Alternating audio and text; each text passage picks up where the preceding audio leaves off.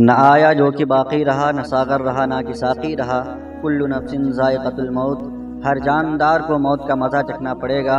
یہ زمین نہ جانے کتنے انسانوں کو کھا گئی لیکن آج تک اس نے ڈکار نہیں لیا۔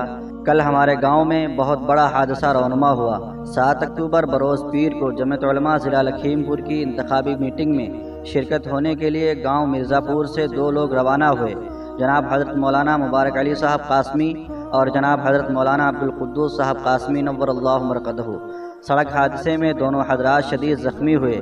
لکھنؤ لے جاتے ہوئے راستے میں حضرت مولانا عبدالقدوس صاحب اللہ کو پیارے ہو گئے۔ انا للہ و انا الیہ راجعون۔ پورے علاقے کے لیے یقیناً انتہائی صدمے کی گھڑی ہے، لیکن یہ موت ہے جو ایک اٹل حقیقت ہے۔ اس نے کسی کو نہیں چھوڑا، سب کو اپنی لپیٹ میں لے رکھا ہے۔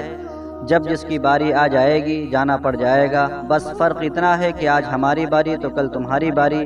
ایک نہ ایک دن ہم سب کو اس دنیا دار فانی سے کوچ کرنا ہے۔